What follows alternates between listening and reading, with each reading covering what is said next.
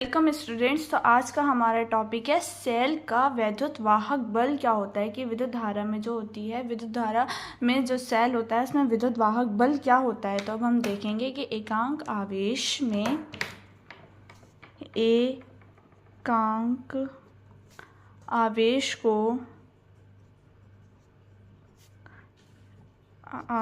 को पूरे परिपथ में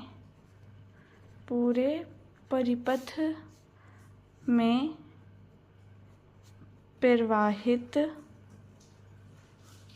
करने में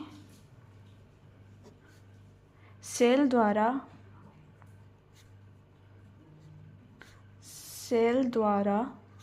दी जाती है, सेल द्वारा क्या दी जाती है, जो ऊर्जा दी जाती है। ठीक है, सेल द्वारा जो ऊर्जा दी जाती है उसे ही हम क्या कहते हैं, सेल का वैद्युत वाहक बल कहते हैं। ठीक है, ऊर्जा दी जाती है उसे सेल का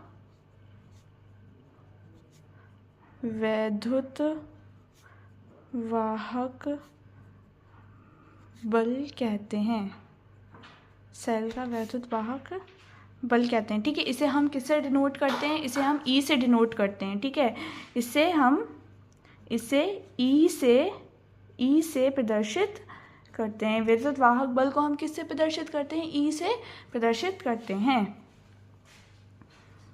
ई से प्रदर्शित करते हैं।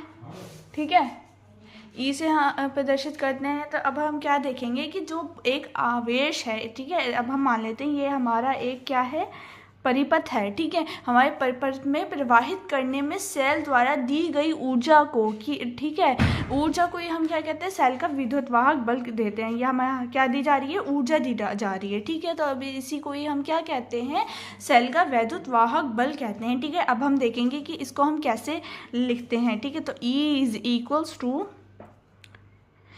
इज इक्वल्स टू ई क्या हो गया हमारा इधर, वैद्युत वाहक बल। E is equals to W/Q, ये हमारा वैद्युत वाहक बल का फॉर्मूला आ गया यहाँ पे हमारा। ठीक है, E is equals to W/Q। ठीक है, अब हम इसका मात्रक देखेंगे कि मात्रक भी तो हमें ज़रूर लिखना होता है। कोई भी हमें डेरिवेशन या कोई भी हमारे पास न्यूमेरिकल आता है तो उसमें हमें जो होता है मात्रक हमें ज़रूर देना होता है। ठीक है, तो इसका मात्रक हमारा क्या आ जाएगा, जूल प्रति कूलॉम।